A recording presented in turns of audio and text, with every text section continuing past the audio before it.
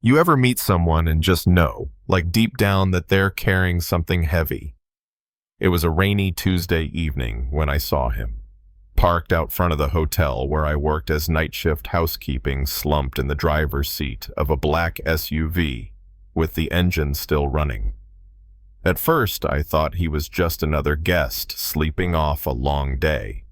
But something about the way he sat there, hands clenched on the steering wheel, face drawn and pale, it felt different. So I knocked on the window. "Sir, are you all right?" He turned slowly, eyes bloodshot, voice hoarse. "I'm fine." But no, he wasn't. I knew that look. It was the same one my mama had when the doctor told her the chemo wasn't working anymore. The kind of look people get when they're out of hope, but too proud to admit it. "You're not fine," I said, soft, but sure. He looked at me then. Really looked, like he didn't expect anyone to see him. "You don't know who I am, do you?" he asked, voice still carrying that tired kind of pride. I shrugged. "Should I? I'm Preston Cole. I own this place. Now, I ain't gonna lie." My jaw dropped a little. Everyone in Atlanta had heard of Preston Cole, real estate mogul, CEO of Cole Legacy Group. His face was on billboards and Sunday business shows, and here he was parked outside his own hotel at 9:30 at night, looking like the world just broke him. Then something clicked. "Wait." 2 years ago, I whispered, "Did you pay a medical bill at Fulton General for a woman named Anita Jones?" His expression changed. He nodded slowly. "Yeah." The nurse said she was going to be discharged early. She reminded me of someone. "She's my mom," I said, voice catching. "We never knew who helped us. That surgery. It saved her life." He gave me a tired smile. Then maybe I did something right after all. We stood there in the rain, me in my cleaning scrubs, him in a rumpled button-down, and something passed between us. Not attraction, not sympathy, just recognition. Two people who'd both been bent but not broken. I should have walked away after that, let him grieve in peace. But instead I asked what happened. He sighed. "I lost custody of my son today. Judge said my life's too public, too unstable. His mom, she's smart, twisted everything." I asked him straight up, "Is she lying?" His head snapped up, surprised. "Yes." "Can you prove it?" He hesitated. "Not really." "She covered her tracks. I've got suspicions. Nothing concrete." I pulled out my cracked phone. "Let me help. You don't even know me," he said again. "I know enough." For the next 3 weeks, I worked my day job, then stayed up nights combing through court records, social media posts, real estate transfers, anything I could find. See, I'd wanted to be a lawyer once. Even made it halfway through paralegal school before life got in the way. And now, I was using every ounce of that dusty training. Eventually, I found it proof that his ex had hired a private investigator under a fake name. The same PI who doctored footage of Preston looking unstable during parenting class.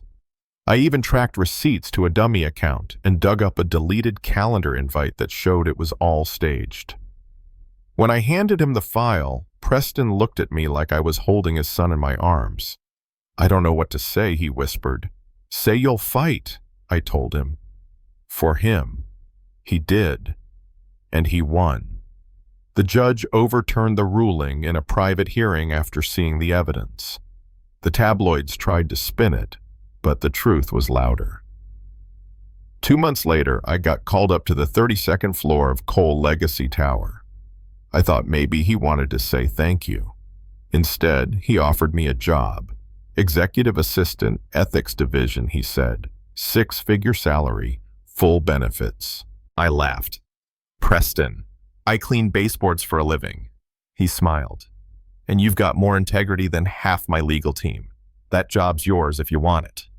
I took it, not for the money, not for the office with a view, but because I realized if people like me don't get in the room, the wrong folks keep making the rules.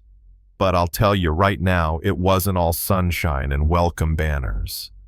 Some folks on that executive floor, they looked at me like I'd wandered in from the wrong elevator. One guy in particular, Derek Monroe, head of regional operations. Slicked back hair, fake smile, handshake like a dead fish. Something about him never sat right. And sure enough, within a few weeks, Preston got word that internal memos were leaking, financial reports showing up in rival firms' hands. All too neat, all too convenient. He handed me a folder one morning. I need someone I trust to look into this, quietly. So I went digging, again. What I found, Derek Monroe had been taking kickbacks from a third-party vendor, funneling contracts to a company his brother owned under a shell corporation. We're talking 7 figures. I didn't report it right away. I wanted to catch him in the act. So I went to one of those fancy mixers, the kind with champagne towers and $300 shrimp cocktail, and watched Derek brag about managing risk and protecting assets while he practically handed me the confession on a silver platter. I recorded it. The next day, I walked into Preston's office and said, "You're going to want to hear this."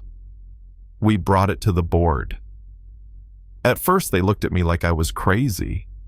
Who was this girl with no law degree calling out a senior executive? But once I hit play on that audio, Derek's voice loud and clear, saying he'd bury any audit before it made it upstairs, they all sat back. Preston turned to me after the meeting and said, "You didn't just save my company, you set a new standard." But not everybody was happy about that. A few days later, someone tried to frame me. They faked a hotel security video to make it look like I'd trespassed into Derek's suite. But they messed up. The lighting didn't match the time of night. Timestamp font was wrong, and the server log showed it had been uploaded using a hidden terminal inside the IT hub. I traced it. Found the guy responsible, a systems architect who used to work with Derek. He cracked the moment I walked into the conference room with Preston. "You think she belongs here?" he spat. "This company's gone soft." I smiled just a little. Funny. I thought it finally got a backbone. He was escorted out an hour later. These days I walk the halls of Cole Legacy, not as the Maid folks used to overlook, but as the Director of Ethics and Compliance. But titles don't mean a damn thing if you're not using them for something bigger than yourself. A few weeks ago, I got an email from a former intern, Latina girl, who'd worked with one of our shipping partners. She'd seen packages delayed based on zip code. High friction zones, they called it. AKA black and brown neighborhoods. They called it logistics. I called it what it was, discrimination. So I dug again. Pulled memos, interviewed ex-employees, compared shipment data. Then I brought it to Preston and said, "We need to cut ties. Today." He didn't blink. "Do it." We ended a multi-million-dollar partnership that afternoon, issued a press release, funded a scholarship for underserved delivery zones.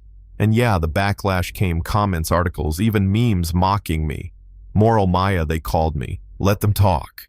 Because you know what else happened? That intern who first emailed me, she wrote back, "You gave me the courage to speak up, and that's worth more than any promotion." So here's what I'll leave you with. Never let the suit fool you. Never let the corner office scare you. And never, ever let anyone make you feel like your voice doesn't belong in the room. Because sometimes the loudest justice comes from the quietest places. Now I want to hear from you. Have you ever been underestimated because of where you come from, what you wear, or what you do for a living? Have you seen someone stand up when the odds were stacked against them? Drop it in the comments. Let's talk about what real courage looks like. And if this story hit you somewhere deep, hit that, like share it, and make sure you're subscribed. Because out here, justice doesn't whisper, it walks.